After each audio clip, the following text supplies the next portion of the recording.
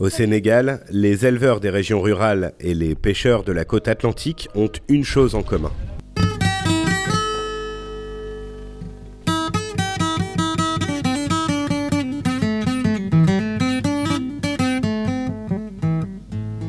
Entendez le mot risque, c'est la vie. Et aussi ce qui est très important, c'est qu'on risque ce qui nous risque d'arriver demain. On devait réfléchir aujourd'hui pour barrer la route. Quand quelque chose tombe sur toi, c'est difficile de calculer l'impact.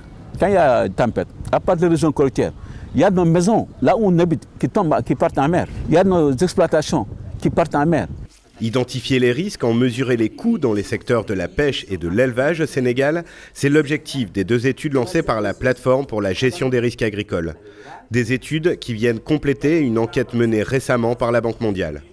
Quand le pêcheur va en mer, il ne sait pas qu'est-ce qu'il attend. Est-ce qu'il va en résulter un enrichissement ou un endettement? C'est ce risque-là, d'ailleurs, qu'on a identifié comme un des plus gros risques de la pêche. Qu'est-ce qui se passe s'il y a un choc?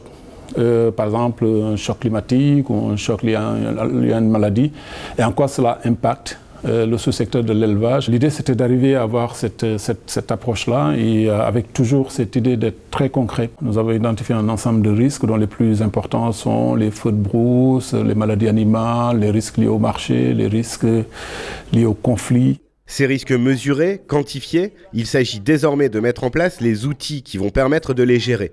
Le but final, intégrer la gestion des risques agricoles dans les politiques publiques des pays partenaires. C'est la mission du Programme pour la gestion des risques agricoles, une initiative globale lancée avec le soutien de l'Union européenne, des gouvernements français, italiens et allemands et du Fonds international de développement agricole. La première tentation, c'est de dire réduire les risques, c'est les réduire, éviter les risques.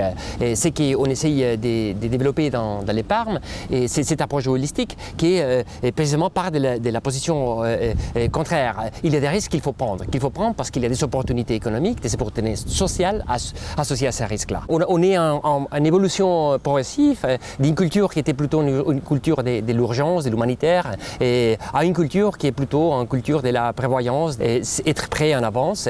Et ça, c'est précisément la culture de gestion des risques.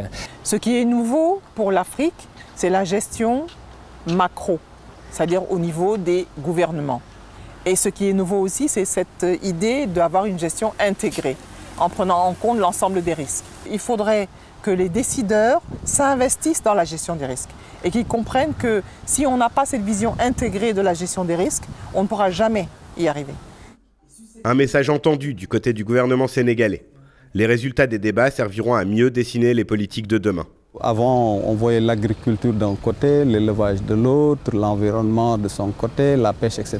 Aujourd'hui, le premier avantage d'un tel atelier, c'est que cela réunit tous les acteurs, tous les spécialistes de ces différents domaines qui réfléchissent ensemble, qui interréagissent et dont la réflexion va déboucher sur un certain nombre de recommandations.